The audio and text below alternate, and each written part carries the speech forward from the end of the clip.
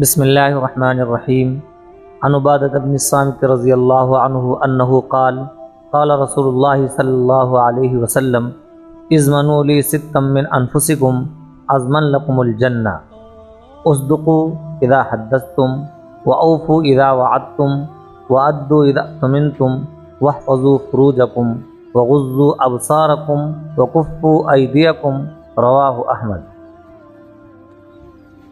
ناظرین کرام، ابھی جو آپ کے سامنے روایت پیش کی گئی ہے، اس کے اندر پیارے رسول اللہ صلی اللہ علیہ وسلم نے 6 باتیں کہی ہیں، 6 باتیں ارشاد فرمائی ہیں، اور یہ بات کہی ہے کہ اگر تم لوگ مجھ سے ان 6 باتوں کی ضمانت لے لو، یعنی ان کو صحیح طور پر کرتے رہو گے، تو میں تم سے جنت کی ضمانت لیتا ہوں. بہت بڑی بات ہے اور بہت ہی پیاری حدیث ہے. آپ آخر تک اس کو سنیے اور غور کیجئے کہ ایک ایک بات میں کتنا دم ہے اور کتنا وزن ہے، اور ہم سب کی زندگی کے لیے کتنا اہم ہے. سب سے پہلی بات ان 6 باتوں میں سے یہ ہے اصدقوا اذا حدثتم، کہ جب بات کرو تو سچ بولو. سچائی نجات کا راستہ بتلاتی ہے، نیکی کا راستہ بتلاتی ہے، اور نیکی جنت کا راستہ بتلاتی ہے. سچ بولنے میں عافیت ہے، نجات ہے. مشہور ہے کہ ایک جھوٹ بولنے کے لیے 70 جھوٹوں کا سہارا لینا پڑتا ہے، بلکہ 700 تک جھوٹ بولنے پڑ جاتے ہیں. ضرورت پڑ جاتی ہے تو 700 جھوٹ بھی کم پڑ جاتے ہیں. اس لیے ہمیشہ سچ بولیے. وقتی طور پر تو رسوائی ہو سکتی ہے، لیکن بہت بڑی عافیت ہے. دوسری بات اللہ کے رسول صلی اللہ علیہ وسلم نے فرمائی وَأَوْفُوا إِذَا وَعَدتُّمْ، کہ جب تم وعدہ کرو تو پورا کرو. کسی سے بھی اگر آپ وعدہ کریں تو نبھانے کی کوشش کریں. مثال کے طور پر کسی سے ملاقات کی تمنا ہے تو اولاً یہ کہہ دیا جاتا ہے کہ پکا ہم ملیں گے، لیکن وہاں پر اس طریقے کا وعدہ نہیں کرنا چاہیے. ضرور انشاءاللہ کوشش کریں گے، البتہ اگر ارجنٹ ہے، وہاں جانا مسٹ ہے، ضروری ہے، تو جو وعدہ کیجیے آپ اس کو پورا کیجیے. لین دین کے معاملے میں بھی اس بات کا خاص خیال رکھیے کہ اگر جو زبان دے دی جائے اس پر کھرے اتریے.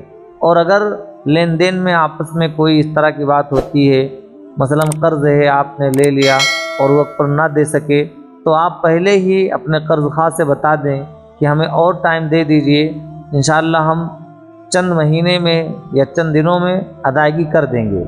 یہ طریقہ ہوتا ہے. تیسری بات آپ نے فرمائی وَأَدُّوا إِذَا اؤْتُمِنْتُمْ، جب تمہارے پاس امانت رکھی جائے تو تم ٹھیک اس کو اپنے پاس رکھو اور ویسے ہی واپس کر دو. اب گاڑی آپ کی کسی کے یہاں کھڑی ہے، آپ بطور امانت کھڑی کر دیے ہیں، تو اب ان گھر والوں کی ذمہ داری ہے کہ اس کی حفاظت کریں، یعنی جہاں پر وہ کھڑی ہوئی ہے کھڑی رکھیں، اپنے تصرف میں بغیر اجازت کے استعمال نہ کریں. ایسے ہی کوئی بھی معاملہ ہو، امانت ہو، اگر اس کو مال کی شکل میں دے دیا جائے یا سامان کی شکل میں دے دیا جائے تو اس امانت میں تصرف کرنا یہ مسلمان کی شان نہیں ہے. چوتھی بات آپ نے ارشاد فرمائی وَاحْفَظُوا فُرُوجَكُمْ، کہ اپنے شرمگاہوں کی حفاظت کرو. اپنی شرمگاہوں کی حفاظت کرو تو میں تم سے جنت کی ضمانت لیتا ہوں. ایک حدیث میں ہے مَن يَضْمَنْ مَا بَيْنَ لَحْيَيْهِ وَمَا بَيْنَ رِجْلَيْهِ، کہ جو شخص مجھ سے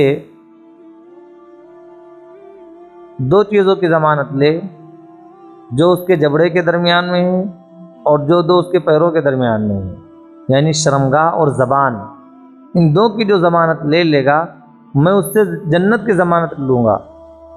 یعنی اگر وہ اتنا اللہ اور اس کے رسول یعنی توحید، رسالت، آخرت پر قائم رہتے ہوئے اگر وہ ان باتوں پر بھی عمل کرے گا تو اللہ تعالیٰ کے رسول یہ فرماتے ہیں اور یہ بشارت ہے کہ اس کو جنت مل کر کے رہے گی.